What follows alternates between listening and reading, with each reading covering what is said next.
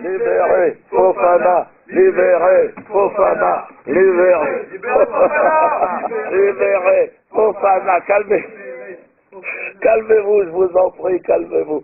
Chers amis internautes, bonsoir, mes respects à vous, chapeau bas. Ce n'est pas sans une certaine émotion que je m'adresse à vous aujourd'hui. La France, notre pays, patrie des droits de l'homme et du progrès social, toujours en avance sur son temps, vient de franchir une nouvelle étape en dépénalisant cette semaine les crimes racistes. Libérer Fofana, vous l'avez entendu, c'est la ferveur, une liberté supplémentaire pour les jeunes générations à venir, pouvoir tuer l'autre, pouvoir assassiner l'autre en fonction de sa couleur, en fonction d'une odeur, d'une rousseur. Nos enfants pourront maintenant ratonner en toute liberté, pourquoi pas. Il faut aussi laisser les jeunes s'exprimer. Attendez, bien sûr, je précise, calmez-vous un petit peu parce que là je vous vois vous vous emballez, la loi va s'installer progressivement. Elle ne concernera dans un premier temps que les crimes commis contre les goyim, les noirs, les arabes, le blanc chrétien, la merdasse. Les crimes contre les juifs resteront, eux, passibles évidemment de la perpétuité incompressible, avec éventuellement torture, pourquoi pas. On peut tout imaginer. Ceci, évidemment, en rapport avec la Shoah. La souffrance de lumière. Shoah ananas, Shoah abricot, Shoah touche à mon cul pour voir ce que ça donne. Mais revenons, s'il vous plaît, bien sûr, sur les faits. Saïd, un homme tranquille et sans histoire, un père de famille aimant, un contribuable français, une vache à lait, comme on dit, a été froidement assassiné sur son lieu de travail, à Bobigny. Son seul tort, obéir à sa hiérarchie. Saïd va fermer la porte. Il va fermer la porte, Saïd. Mais non, ça ne sera pas comme ça que ça va se passer. Et surtout, être de type maghrébin et de confession musulmane. Ça, c'est la réalité. Pour cela, il a été abattu, rossé, mis à mort et finalement noyé par 6 jeunes barbares juifs, 6 jeunes intégristes surexcités, animés par cette haine viscérale que nous connaissons bien, la haine du goyim, la haine du non-juif, qui est très très présente en ce moment et qu'il faudra, j'espère, soigner un jour.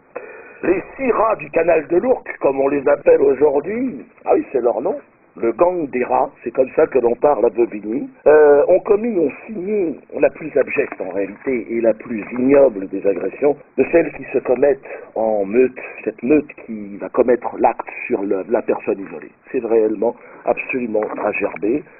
Contrairement au jeune Ilan Halimi, Saïd, lui, ne sera pas abandonné encore vivant sur les rails d'un chemin de fer. Non, il n'aura pas droit à ça, Saïd.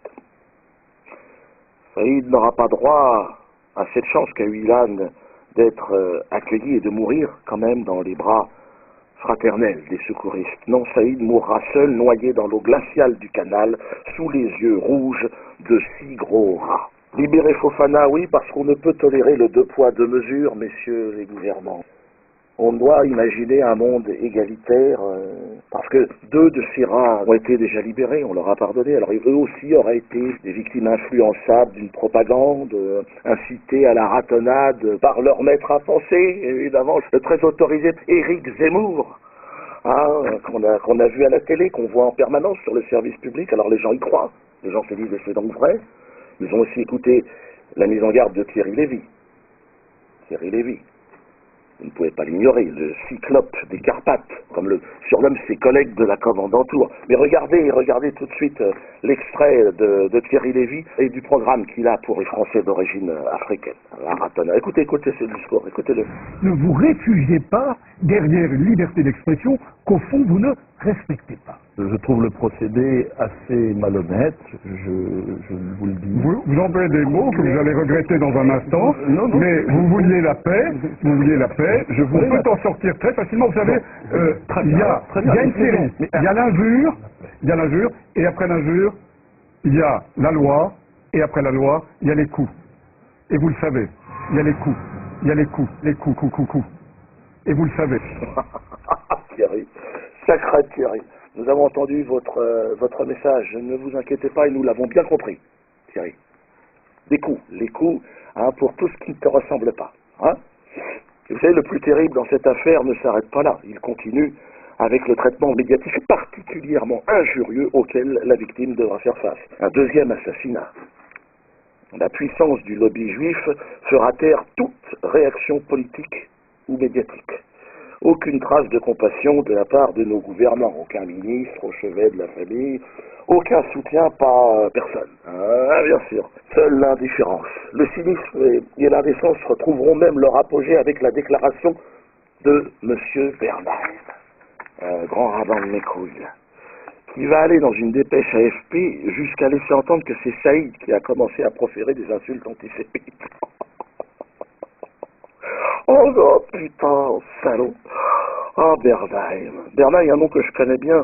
Souvenez-vous d'ailleurs des déclarations de ce riche producteur juif, Pascal Bernheim. C'était sur la télévision suisse. Écoutez, c'était très intéressant, très instructif.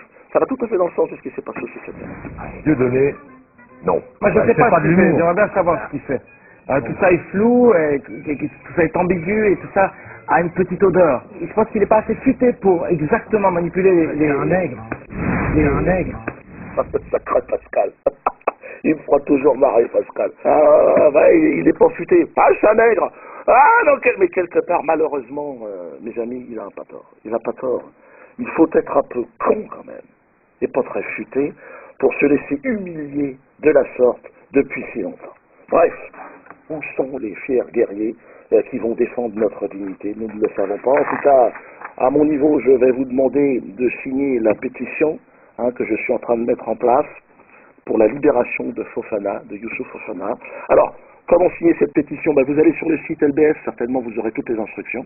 Ça sera marqué, donc je ne vais pas vous expliquer. Il y a également, et ça je vous invite à prendre vos places pour la semaine prochaine, un spectacle de Sandrine que je donne qui sera uniquement dédié à Youssouf Fofana. Les recettes iront pour le bien-être de Youssouf, pour qu'il s'épanouisse, pour que lui aussi puisse avoir une seconde chance. N'hésitez pas surtout évidemment à réserver vos places. Le numéro va apparaître ici ou là. Ça c'est dans un sens ou dans l'autre, on s'en fout. Le numéro est le même, regardez bien. Ah ouais, mais toi tu vois rien, c'est pour ça, tu as un problème oculaire.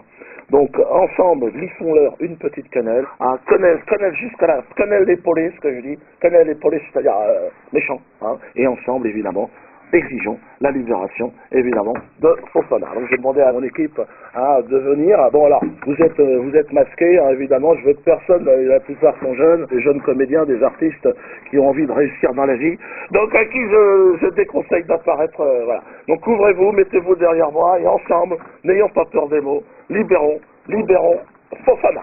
Allez, venez les gars.